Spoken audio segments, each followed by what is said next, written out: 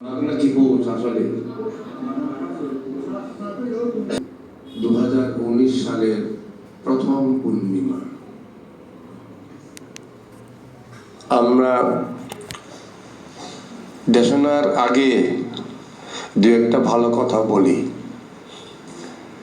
আমরা বলতে চাই গত শুক্রবারের কথা। গত শুক্রবার আমরা উদযাপন করলাম বুদ্ধ ধাতু নন্দগী জাতির বার্ষিক পূজা, অর্থাৎ গত 18 তারিখ জানুয়ারি 2019। এই পূজাটা ব্যতিক্রম ধর্মী পূজা হিসাবে দেবতাগণ স্বীকৃতি দিয়েছেন।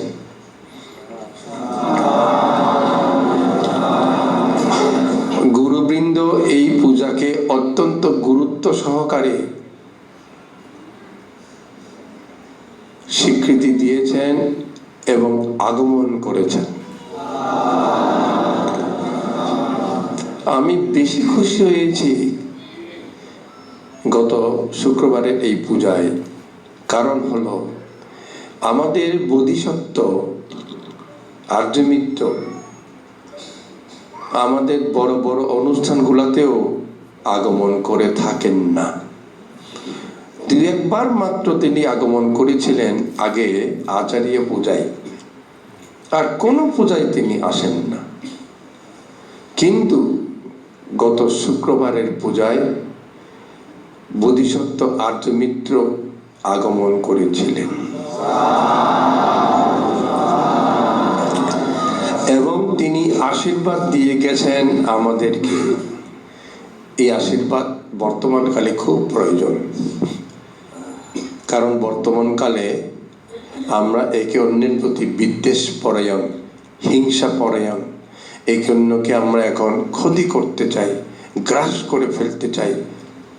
তাই এই হিংসা বিদ্বেষ যেন লোপ পায়, তিনি আশীর্বাদ দিয়ে গেছেন আমরা যেন পরস্পরের প্রতি মৈত্রী ভালোবাসা বর্ধন করতে পারি।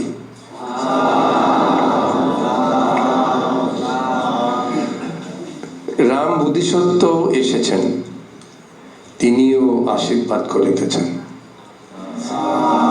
তিনি আশীর্বাদ করেছেন যে বর্তমান বিশ্বে এখন নানা অজানা মরণ ব্যাধি উৎপন্ন হয়েছে। আসলে সত্য তো, যেমন ওই কি শুকরের রোগ, হাঁসের রোগ, এরকম আছে না, সন ফ্লু, পিক ফ্লু, এরকম অনেক শোনা যায় তো, যেগুলা কোনো চিকিৎসাও হয় না, মরে। এগুলো হওয়ার কারণ শীলহীনতার জন্য মানুষের মধ্যে। তাই তিনি আশীর্বাদ করে গেছেন এবার, এটা কোনোবার করেন নাই, এই ধরনের মরণ ব্যাধি থেকে মুক্ত হোক।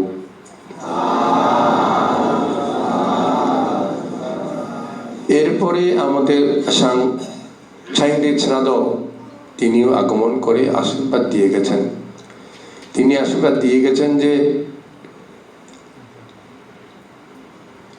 যারা ভক্ত শিষ্য ত্রিরত্নের পূজারী, তাদের যেন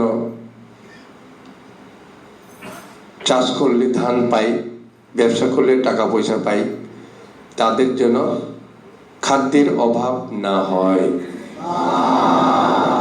এক। দ্বিতীয়, তিনি আশীর্বাদ দিয়েছেন তাদের কাপড় চোপড়েরও যেন অভাব না হয়। আর তৃতীয় কি জানি, তিনটা দিয়েছেন, আর একটা কি খাদ্য বললাম তো, আর একটা কি,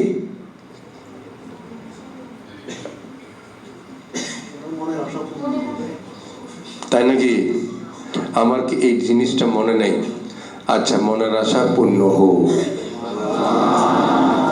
তারপরে দেবরাজ ইন্দ্র আশীর্বাদ করে গেছেন যে সকল প্রকার কামনা বাসনা যেটা মঙ্গলময় তাহা পরিপূর্ণ হোক। সুতরাং যারা গত পরশু শুক্রবার এসেছিলেন এই পূজাতে, তারা অতি পুণ্যবান বলে আমি বলতে চাই। যারা আসেন নাই তারা এই আশীর্বাদগুলো পান নাই। এই ধরনের দুর্লভ আশীর্বাদ মৈত্রী পাওয়া খুব কঠিন ব্যাপার, তাদেরকে কাছে পাওয়া খুব কঠিন ব্যাপার। মনে রাখুন, এদের মতো অর্থাৎ যারা বোধিসত্ত্ব, আর্যমিত্য বোধিসত্ত্ব, এই কিছুদিন পরেই তিনি বুদ্ধ হবেন। বুদ্ধ তুল্য, বুদ্ধির চাইতে কোনো অংশে আর কম নয়, কারণ পারমে পূর্ণ শেষ হয়ে গেছে তাদের, এই কল্পেই তাদের বুদ্ধত্ব লাভ। এই ধরনের বোধিসত্ত্বের মৈত্রী আশীর্বাদ পাওয়াটা কল্পনা করা কঠিন। এরপরে ওনার পরে আসছেন রাম বোধিসত্ত্ব, তাদের আশীর্বাদ আমরা পেয়েছি।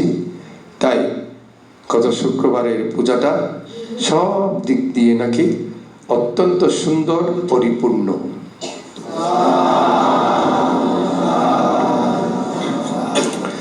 তাই আজকে পূজার শেষে, অনুষ্ঠান শেষে ওই পূজার ফল আপনাদেরকে সিদ্ধি ফল হিসাবে দেওয়া হবে, চলে গেলে কেউ পাবে না।